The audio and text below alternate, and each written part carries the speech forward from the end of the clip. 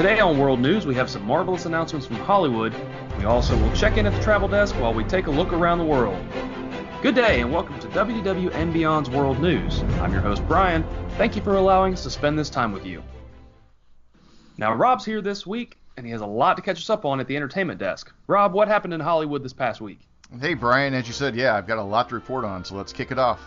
The first one is Marvel finally announced the digital and home release dates for Black Panther. To call Black Panther a phenomenon is an understatement. The film's performance is finally slowing down, but not before it passed Titanic as the third highest grossing movie in the domestic box office. But Marvel is looking forward now to the imminent theatrical release of Avengers Infinity War. That means Black Panther is gradually leaving the cinemas, with digital and home releases to follow. Marvel announced those release dates on social media in a simple tweet. Digital copies will be available on May 8th, with Blu-ray and DVD releases on May 15th.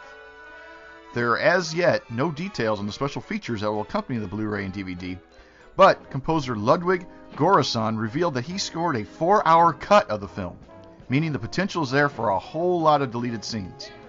Only one deleted scene has been confirmed so far, and that is the scene that is shared between the two main characters that they say will be one that they really hated to have to cut.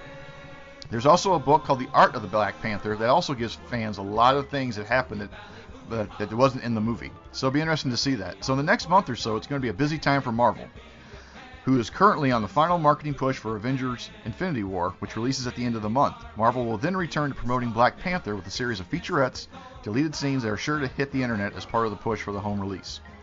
Given that the entire third act of Avengers Infinity War is set in Wakanda, this is a nice synergy between these two films, and Marvel is sure to capitalize on it as much as possible. In other movie news, Mulan's live-action movie casting was announced this week. Disney's adding a lot of star power to Mulan live-action. They have added Jet Li and Gong Li.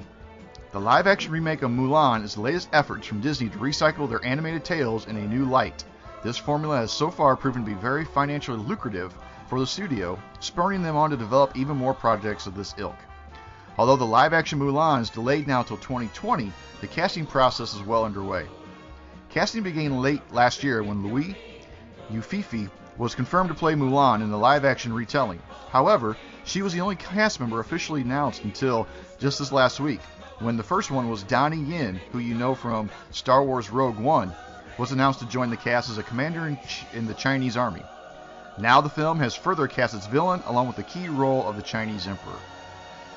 THR has learned that both Jet Li and Gong Li are on board for Mulan now. Jet Li is a major action star that, thanks to his martial arts background, has made him one of his home country's biggest draws internationally. He will play the Emperor of China, previously voiced by the late Pat Morita in the Disney's animated Mulan. Gong Li is another seasoned veteran of the Chinese filmmaking industry and now is set to play Mulan's villain, a powerful witch. In addition, Chinese-Vietnamese actress Zana Tang has joined the cast as Mulan's sister, a new role created for the film. The addition of Jet Li is an impressive get for Disney. Between him and Yen, the studio is clearly looking to make Mulan an international appeal and is casting big stars to guarantee that. Between switching to a female villain, giving Mulan a sister, and bringing on a male mentor, the live-action Mulan is shaping up to be significantly different from its predecessors. In multiple respects, there are also previously talks of Mulan not featuring any songs, as in musical numbers, either. So it could wind up being quite different from the Mouse House's previous iteration. But just how different will actually have to remain to be seen when it was released in 2020. And finally, Toy Story 4 director confirms summer 2019 release date. Last week we announced that the final release date for Toy Story 4 was going to be released, and it announced it would be released in June 2019. But this week we have a little bit more information. Director Josh Cooley confirmed not only the sequel's release date, but also some of the other interesting information on the release. Despite the third installment of Pixar's flagship franchise ending the trilogy at the highest of notes, the studio feels that at least one more feature-length film before closing the book on Woody and Buzz Lightyear again. The project was first announced way back in 2014 and has been in development ever since. Most recently, Toy Story 4 hit a bit of a snag when original writers Rashada Jones and Will McCormick stepped down late last year due to creative differences. Uncredited Thor Ragnarok scribe Stephanie Folsom took over a few months ago. Animated films typically take years to complete, so it's a little concerning to see Toy Story 4 get a rewrite so soon before its release. One might presume Pixar took a delay to the project to give the filmmakers more time to iron everything out, but as of now they're sticking to the plan. It'll be interesting to see how Toy Story 4 comes together with a turnaround in its in its creative team, as the rewrites no doubt will put the various teams directly under the gun.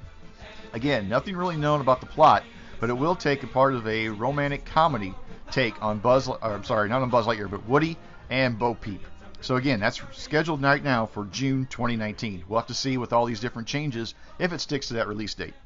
That's it for me, Brian. Back to you. Rob, thanks for sharing those announcements with us. Now, Shannon's here at the Travel Desk with some exciting announcements for us. Shannon, what great offer did you uncover for our listeners this week? Hey, Brian. Unfortunately, we don't have an offer, but stick with me. There could be one coming. The news is a little light this week, so bear with me. We're just going to be talking about Pixar Fest. The first ever Pixar Fest is underway at Disneyland Resort, bringing the playful spirit of Pixar to life.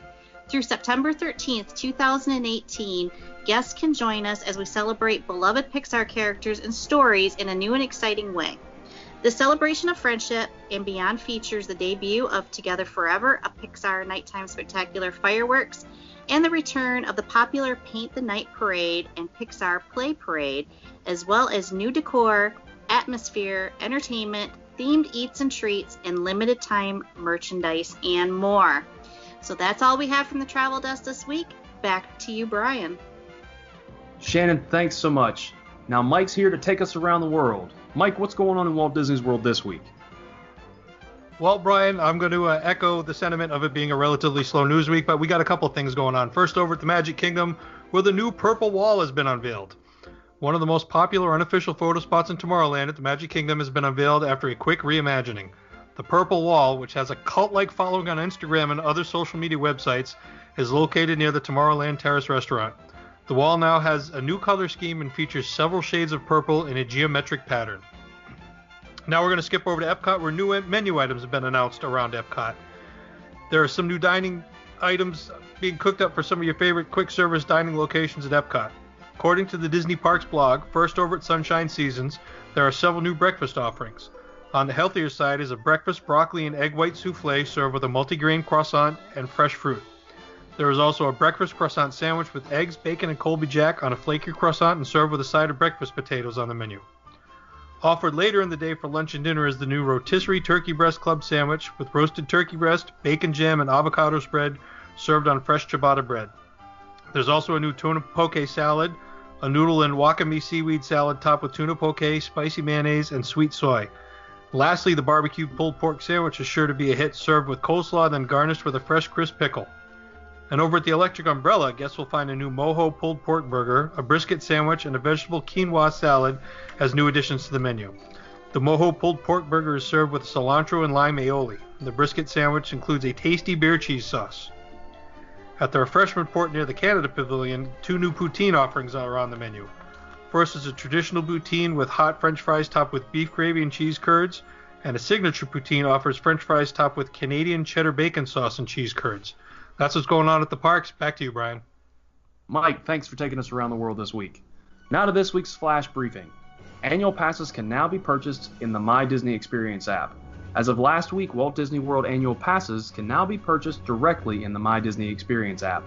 By clicking the Buy Annual Pass icon, we'll load a page with all of the pass options. Also, new merchandise cart has now appeared at the Transportation and Ticket Center. In case you couldn't find Mickey's gift station on your way from the parking lot trams to the monorail, Disney's got you covered. There is now a new merchandise kiosk located just behind the ticket booths at the Transportation and Ticket Center at Walt Disney World. Be sure to stock up on pins, lanyards, hats, sunglasses, and light-up toys for the ride on the monorail, because you'll never be able to find those items once you get into the Magic Kingdom. Also, Daisy Duck joins Minnie's Beach Bash breakfast at Cape May Cafe. Cape May Cafe is getting a little more crowded, but the good news is you'll be surrounded by Minnie Mouse and all of her friends at Minnie's Beach Bash breakfast, now including Daisy Duck. You'll get to see Minnie, Donald, Goofy, and Daisy in their best beachwear as you enjoy your breakfast. Enjoy your buffet-style meal with the options of Mickey waffles, scrambled eggs, seasoned potatoes, mouth-watering bacon, and more. Going over to Hollywood Studios, we're going to laugh it up with Lenny and Chuckles as they now appear in the Toy Story Midway Mania queue. The queue in Toy Story Midway Mania just added a few more friends. Lenny, Andy's binoculars seen in Toy Story 1 and 2, is paired with Chuckles the Clown introduced in Toy Story 3, and they are the latest characters represented in Toy Story Midway Mania. These character packages are another step in the transformation of Hollywood Studios when Toy Story Land opens June 30th. And finally, Walt Disney World's minivan service expands to the Art of Animation Resort. All right, everybody, instead of this week Mike taking us to eBay, he's got a special guest with us to share quite a few Disney pieces. So, Mike, what do you have for us this week? Well, like you said, Brian, we've got a real special treat this week. We are not on eBay. We are actually live on Skype with Mike Van Eaton of Van Eaton Galleries out in California. They have a big auction coming up on April 28th, 2018, titled The Life and Career of Disney Legend Rolly Crump. So, Mike, thanks for taking the time to join us this week, and welcome to WW and Beyond podcast. Thanks, no worries, and thanks for having me, and thanks for saying Rolly and not Raleigh. I'll keep calling him Raleigh throughout this, but it is Rolly. That's great. That's great. So this is you've had several big Disney auctions the last few years. How did you come to be affiliated with such great Disney collectibles? You know what? We have an animation art gallery. We've been here about 24 years, and I think a spin-off of doing animation art is that you get Disney collectibles along with it, Disneyland, ceramics, things like that, and it just built from there. And one day somebody brought me a big Disneyland collection to sell, and I said, this would be much better if we made an auction around it, and that was the start of things. And then once that auction went off, it was very successful, and then stuff started to show up from everywhere. So. Excellent. Now, I noticed on the inside of the catalog, you worked a lot with Rolly on this auction. What was it like working with him and picking his brain with all the Disney information? I love stories, and he's got a lot of them. So I had a great time just talking to him, listening to him reminisce and talking about this and that. And he's a really true artist, which I really appreciate. It's all about the art and the feel and things like that. It was great. We had a ball with him. I couldn't get down there enough. He lives about 2.5 hours from where we are, so we would drive down there, and he had a farm down that way, which we went and visited, and it was great. What's one of the best stories he shared with you? His stories about if you have the catalog, or if you go look at the catalog online, there's some painted rocks in there, and he was painting rocks at the studio. Believe me, he has a lot of stories, but I thought it was great. The Walt's secretary asked him to paint a rock of Walt's favorite word, and so he did, and it's he made two of them. Made one for himself and one for Walt. So we have his rock in the auction, and Walt's favorite word is a curse word. I don't know, it's not a bad one, but having that, knowing that Walt was just a regular guy like that, I thought was sort of cool. That his favorite word happened to be a curse word. I mean, it's just one of many. He did these, what you call them, doper posters that he actually displayed at Disney Studio in the 50s at one of his art displays. And Walt saw these doper posters and he got really nervous. But Walt thought they were funny, and he had a sense of humor, and he got it. And I think that's great. I love hearing stories about guys' interactions with Disney and the real Walt Disney. So it's cool. That's really cool. Whoops, sorry, Mike. No, go ahead, Brian. What would you say is your favorite piece in the entire auction? Believe it or not, Rolly worked on the refurbishment of the Mr. Toad Wild's Ride, I think.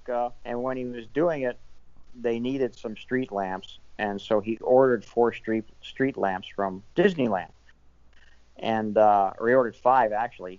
He only needed 4, but he kept one, and he took it up and put it at his farm. And we were just talking at the house, and he said, yeah, he was showing me pictures, and I said, hey, what's that lamp, of the farm? And he said, oh, that's the lamp. He told me the whole story, and I had to go up there and get that lamp. And so I have a lamppost from New Orleans Square sitting here in the middle of the gallery, and I just love it. I think it's the coolest piece. For me, it's just a really great piece. But there's awesome. So many. Yeah. There's so many in this auction, between his tiki designs and his Museum of the Weird designs and the Small World models and the Mary Blair stuff. Just an incredible amount of stuff. Yeah, every time I turn the page, I just see something else that would look great hanging somewhere in my office, or displayed on a shelf or something somewhere. I mean, it's everything